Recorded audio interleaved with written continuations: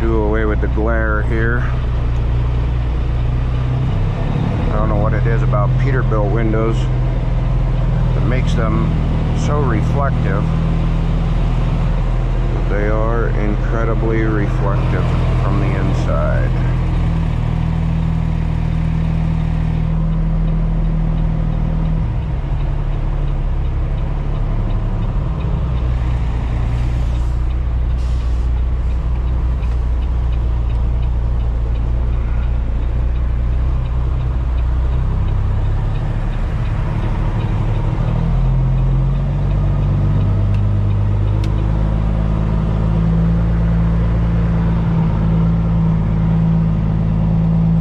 Outside. It's not too chilly this morning.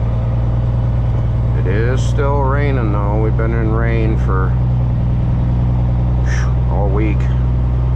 4 days, 3 days, 4 days. Pretty much since I left the house.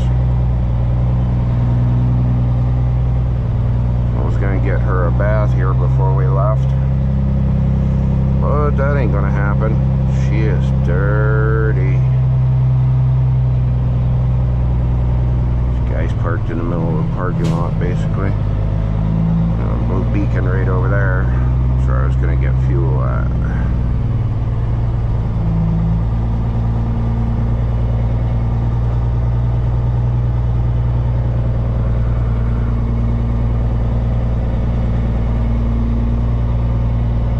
Okay, it's on the fuel island backwards.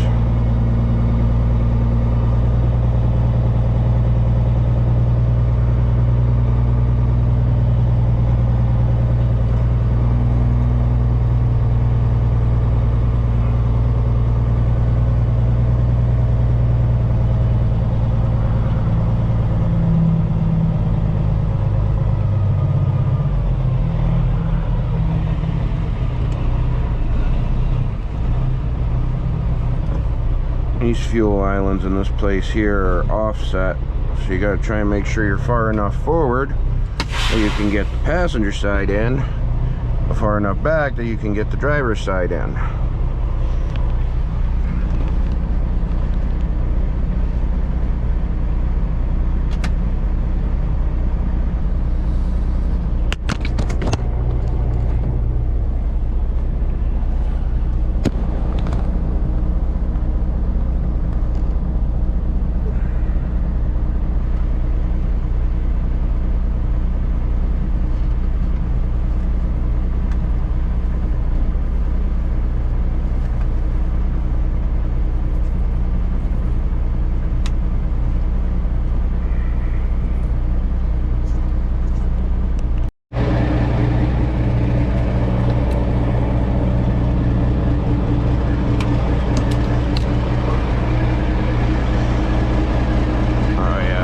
Gonna reach.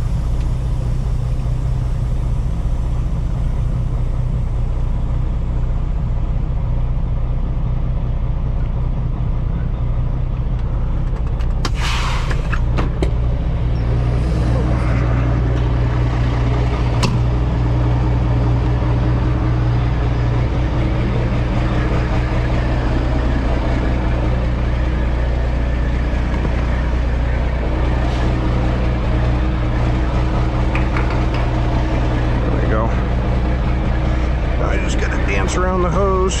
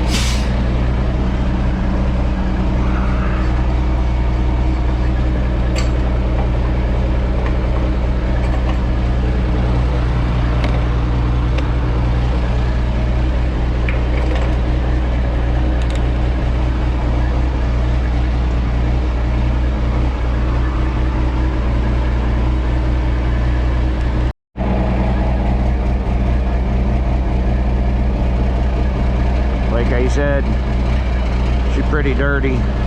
This stuff all right here is, excuse me, sap from at the house under the tree. But these stacks are just gross.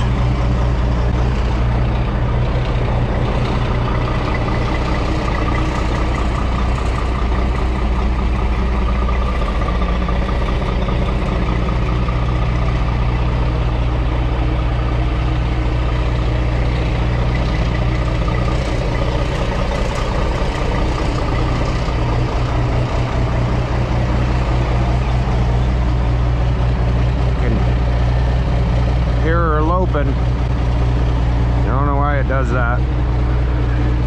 Something in the tune on that Signature 600 factory tune. It lopes whenever it's below 60 degrees outside. And as you can see, we're already up to 80 gallons.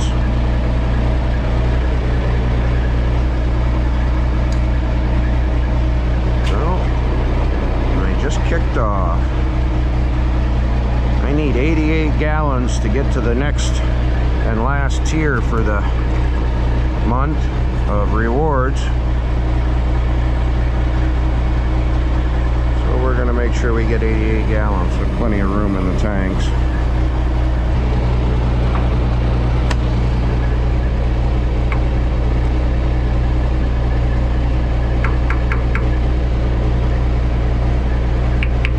Always drain the hose out. That way it doesn't dribble on the next guy getting fuel.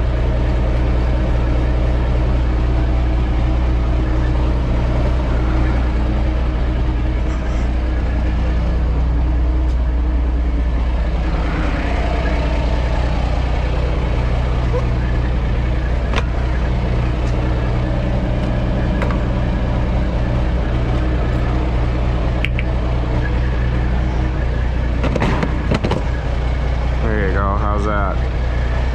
222 and 89 gallons even.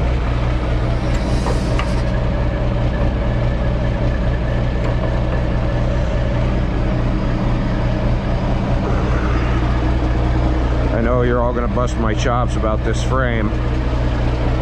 I intended on putting 2 new frame rails under this in the spring, but the engine replacement kinda sucked up all those funds, so this will probably all get blasted in the spring and sealed and repainted. Might stretch it, might just put a cutoff on it, but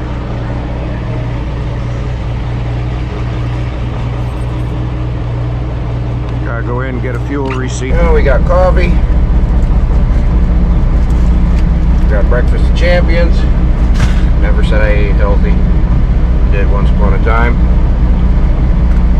And got a fuel receipt.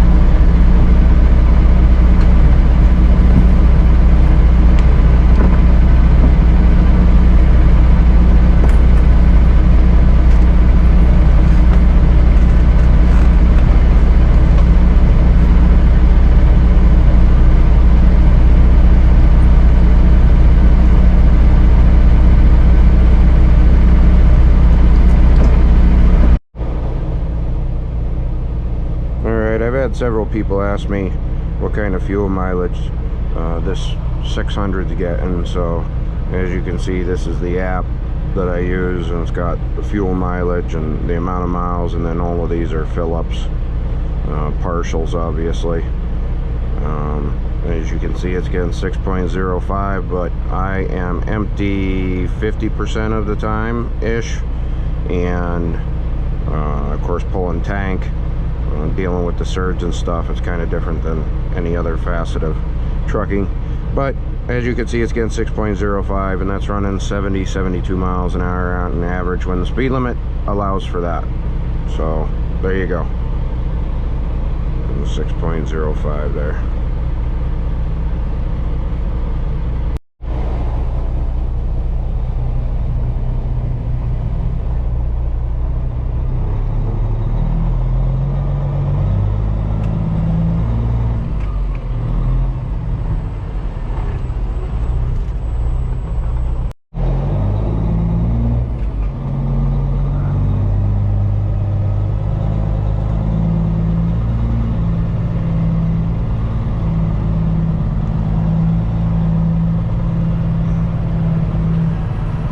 those two are not in a parking spot and blocking the freaking exit.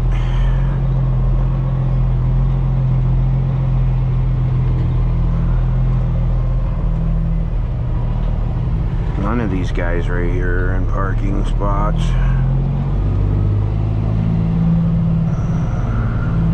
Just pull in and stop wherever you want to, fellas. These three right here are just as bad.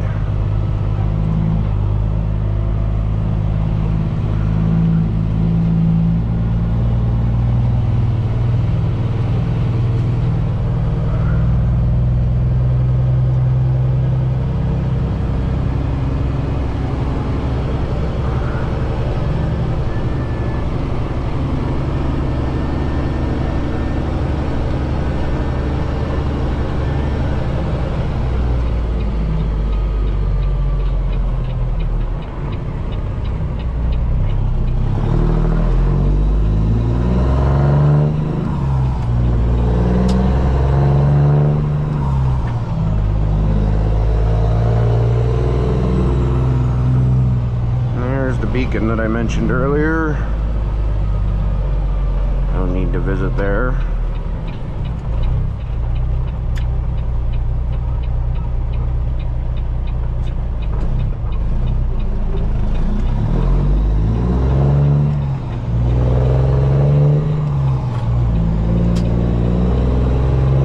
I just went to change GoPro batteries as we were getting ready to leave the truck stop.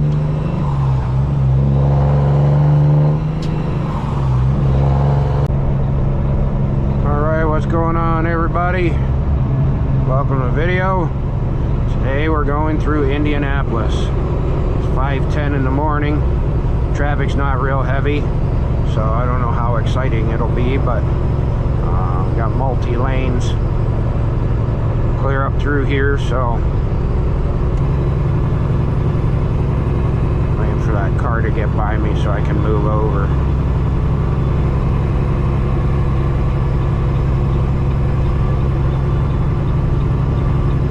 Non-hazmat today, so we're able to run right up into the city. We're in catch 65 north. Normally I'd have had to get off back there. Well, not normally, but if I had hazmat on, I'd have to get off back there and run 465 up and around.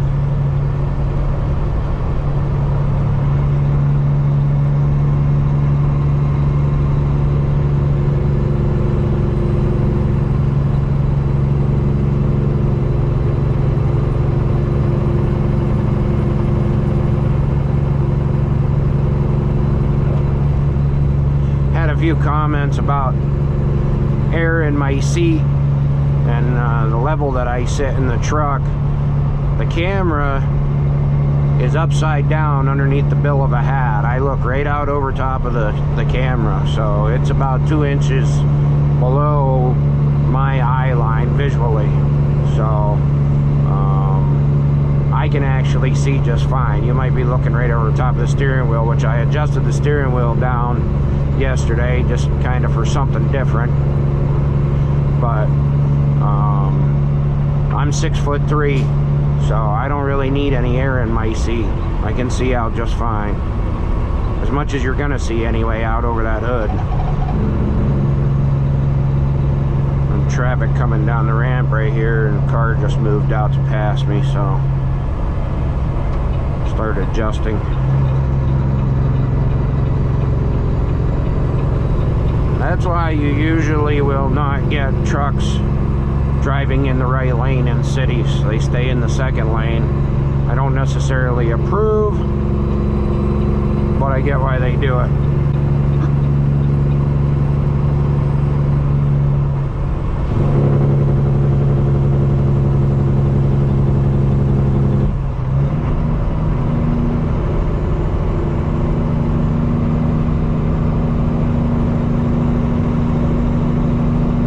Giving that other car the headlights, let him move over so he could pass me. It's unusual.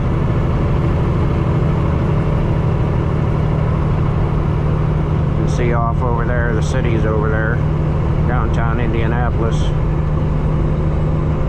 which we're not going to see on this trip. get close.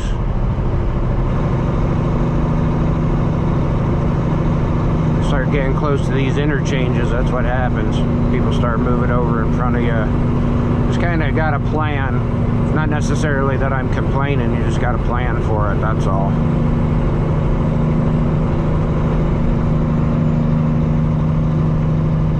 Only got 29,000 pounds in the trailer today, so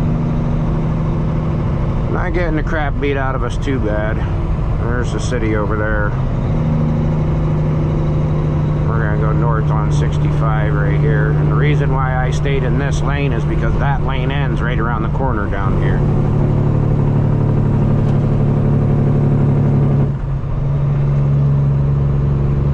I know people who've never driven a truck before, if you're watching these videos, it probably bugs you to see some of the stuff that you see, but you got to remember that the more lane changes we make, the more chances of an accident there is. So try and keep the lane changes to a minimum.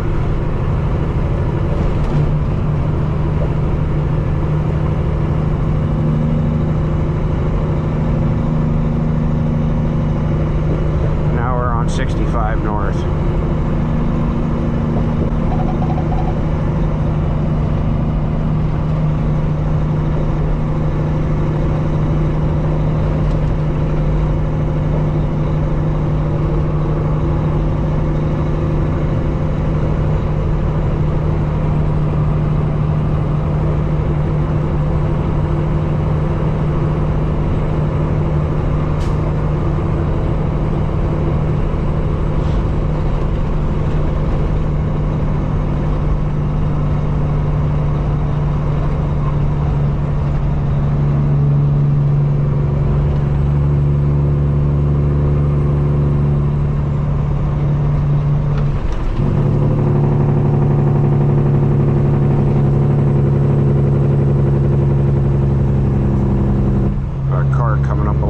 Me here, so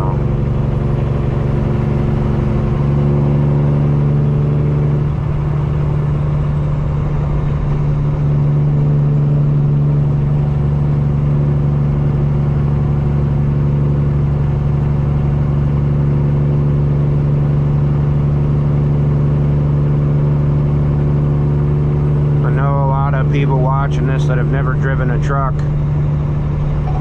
You have opinions on how we do things, but you have to keep in mind also the average truck driver, especially over-the-road truck driver, drives 100,000 to 120,000 miles a year.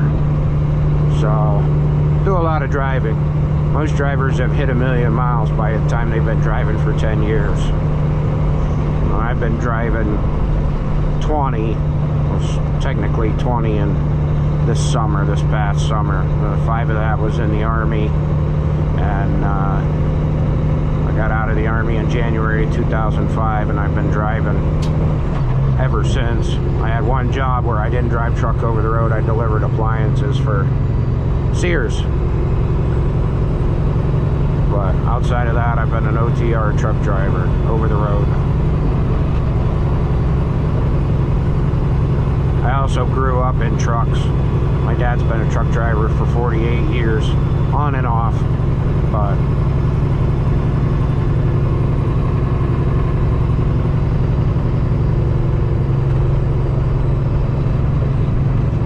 so in my other video I talked about the sound that this truck makes now with the engine and the pipes that it has.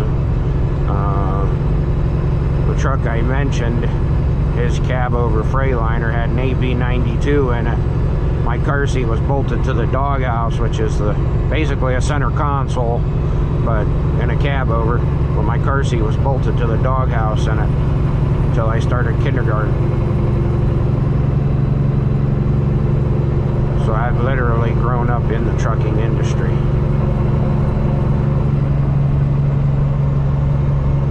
The only thing I ever wanted to do was drive truck. I joined the Army at 17 so I could drive truck, because as most of you know, some of you know, at least in the United States, you can't drive intrastate, which means in the state that you live until 18, and you can't drive intrastate, or excuse me, interstate until you're 21. So the quickest way I could drive truck was join the Army.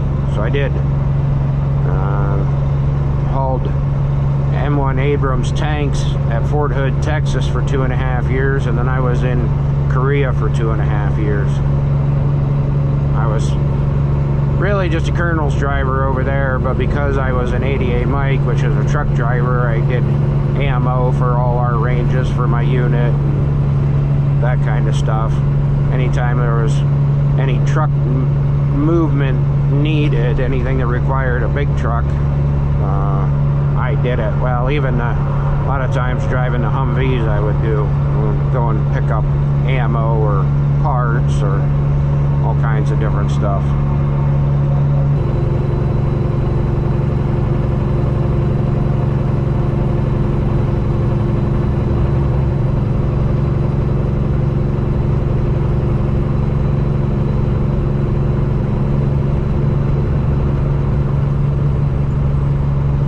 That's pretty much it for Indianapolis.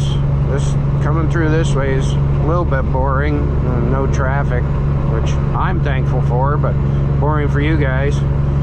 But sometime I come up 65, I'll get some video of that. You get a little bit closer to the city, you can see a whole lot more. So drop a comment, tell me what I'm doing wrong, because I know everybody's got an opinion. And like, subscribe if you do like the channel, like the video, and check out my other videos. And take this hat off and set it up on the dash. I don't know how that'll come across, but like, subscribe, drop a comment, and keep it shiny side up, rubber on the ground, and safe travels.